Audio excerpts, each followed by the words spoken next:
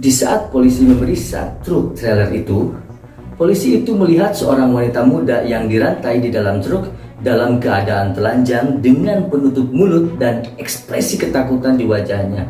Pihak berwenang percaya bahwa truk stop killer mungkin telah membunuh sekitar 50 wanita saat berada di jalan. Hello guys, welcome back to the office of Satpam Detective. Bersama saya Kang Beri Gunawan yang akan selalu mengupas dan mengulas sebuah kisah dan kasus dengan tegas dan lugas. Untuk kalian yang baru bergabung di channel ini, jangan lupa untuk klik dulu tombol subscribe-nya dan juga klik tombol loncengnya agar kalian mendapatkan notifikasi tentang video-video kami terupdate di Satpam Detective.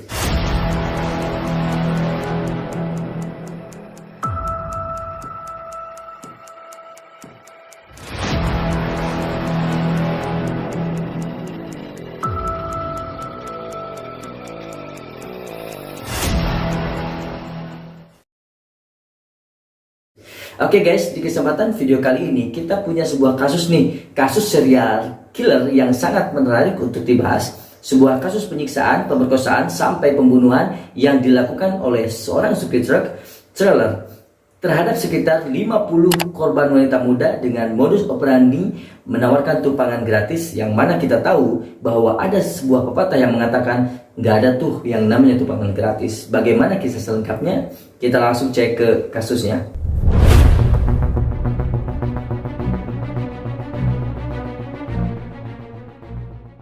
1 April 1990, seorang polisi negara bagian dari Divisi Patroli Jalan Raya Arizona melihat sebuah truk trailer terparkir di bahu jalan raya. Dia itu mendekati kendaraan tersebut untuk melihat apakah pengemudi itu membutuhkan bantuan atau tidak. Namun, yang ditemukan polisi itu adalah seperti pemandangan dari film horor.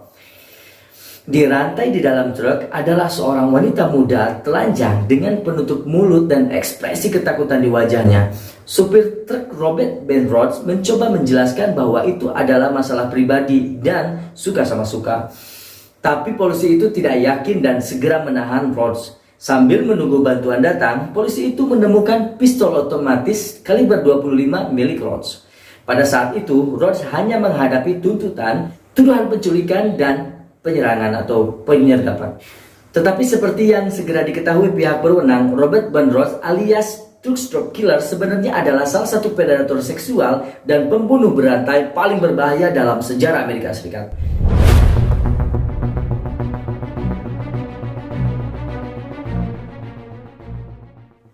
Lahir 22 November 1945 di Council Bluffs, Iowa, Robert Ben Rhodes sejak dulu memang dikenal sering bermasalah dengan hukum. Saat SMP, dia pernah ditangkap 2 kali. Pertama karena merusak kendaraan orang, dan yang kedua itu karena berkelahi di depan umum.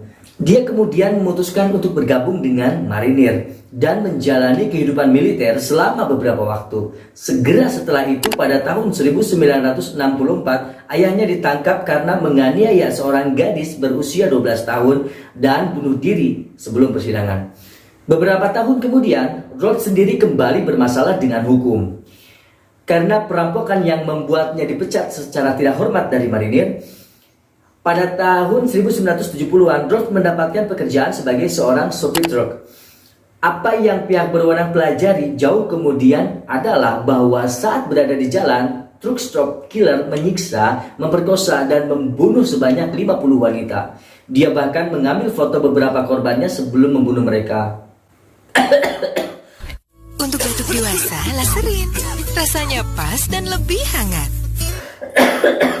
Pembunuhan pertama Robert Ben Rhodes yang dikonfirmasi terjadi pada Januari 1990. Meskipun begitu, banyak yang percaya bahwa pembunuhan paling pertama Rhodes terjadi jauh sebelum itu. Setelah dia ditangkap di Arizona pada bulan April tahun itu, dia mengakui pembunuhan yang dia lakukan kepada pengantin baru Patricia Walsh dan Douglas Ziskowski. Pasangan itu meninggalkan Seattle pada bulan November 1989, dan kala mereka sedang mencari tumpangan ke Georgia, Rhodes menawarkannya dan berkata ingin pergi ke arah yang sama. Ini adalah metode yang dilakukan oleh Rhodes, di mana dia akan menawarkan tumpangan kepada orang-orang, khususnya wanita, sebelum melancarkan aksinya. Saat di tengah perjalanan, Rhodes langsung membunuh Douglas Ziskowski, namun dia menahan Patricia Walsh selama lebih dari seminggu. Selama waktu itu dia menyiksa dan memperkosanya berulang-ulang kali sebelum menembaknya sampai mati. Pihak berwenang menemukan mayat Ziskowski dibuang dekat Interstate 10 bagian timur Ozona, Texas. Pada bulan Januari, mayat tersebut tidak dapat diidentifikasi sampai tahun 1992.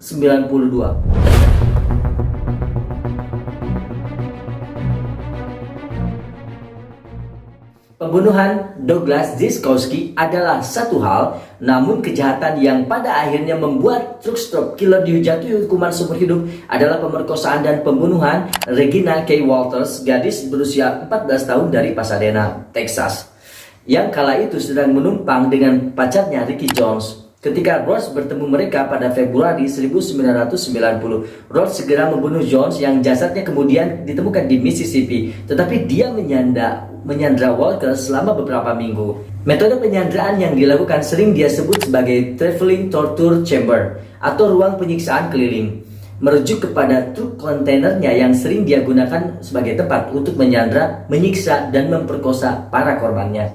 Sementara itu, dia terbukti sering mengambil beberapa foto saat dia menahan korbannya.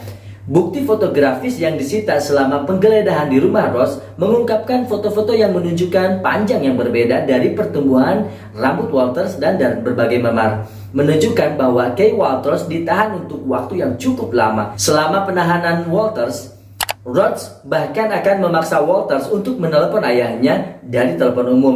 Dia memaksa Walters untuk mengatakan bahwa kabarnya tuh baik-baik saja dan dia tidak memiliki masalah. Setelah menyiksanya dengan kail pancing dan berbagai macam instrumen serupa, Rhodes mengambil satu foto terakhir Walters sebelum pada akhirnya membunuhnya dengan mencekiknya menggunakan kawat. Setelah itu dia menyembunyikan mayat Walters di sebuah gudang di Interstate 70, Illinois. Tubuh itu kemudian ditemukan kepolisian pada bulan September. Saat itu, truck stop killers telah ditahan sekitar selama 5 bulan meskipun kejahatannya belum terungkap sepenuhnya.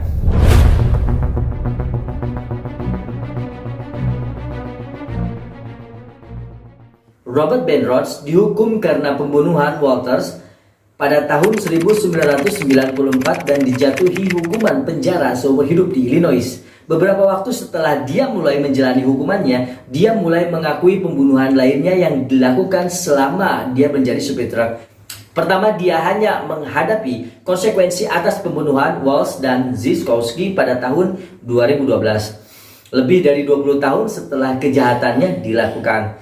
Setelah masa persidangan selama bertahun-tahun, truck stop killer mengakui bersalah atas kedua pembunuhan lainnya dan menerima hukuman seumur hidup untuk kedua kalinya sebagai bagian dari kesepakatan dengan jaksa untuk menghindari hukuman mati. Penegak hukum sempat mencocokkan karir Rhodes sebagai supir truk dengan catatan wanita muda yang hilang selama rentang waktu 15 tahun. Saat rute perjalanan dan lokasi hilang dicocokkan, mereka meyakini bahwa Rhodes bertanggung jawab atas sekitar 50 pembunuhan. Meskipun begitu, karena hal tersebut tidak memiliki bukti fisik, teori tersebut tidak dimasukkan ke dalam tuntutan umum.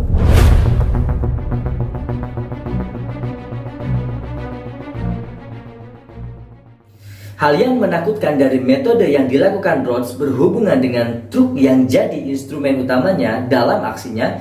Tim penyelidik yang melakukan pemeriksaan atas truk tersebut menemukan fakta bahwa truk itu telah dimodifikasi sedemikian rupa untuk menyembunyikan dan menyikap para korbannya.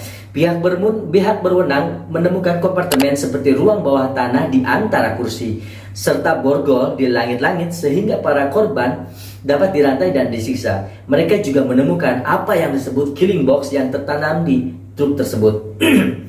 Killing box tersebut adalah sebuah kotak penyimpanan rahasia yang berisi rantai, tali, cambuk, dan kalung anjing, serta dildo, klip, peniti, dan kail yang nampaknya ia gunakan pada korbannya.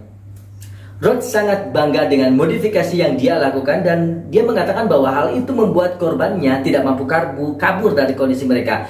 Dia mengatakan bahwa kemungkinan melarikan diri darinya sangatlah kecil, hingga wanita-wanita itu bahkan menyerah untuk mencoba.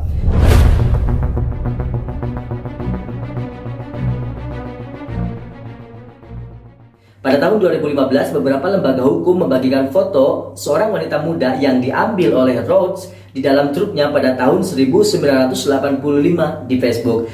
Foto itu ditemukan bersama dengan foto milik Regina K. Walters. Pihak berwenang menduga bahwa wanita itu adalah korban lain dari truck stop killer dan sedang mencari informasi untuk mengidentifikasinya. Tetapi kemudian seorang wanita dari Saskatchewan bernama Pamela Milliken mengenali wanita muda itu sebagai dirinya sendiri. Milliken mengatakan bahwa dia sedang menumpang untuk mencari saudara laki-lakinya di Winnipeg ketika dia berakhir di truk Rhodes.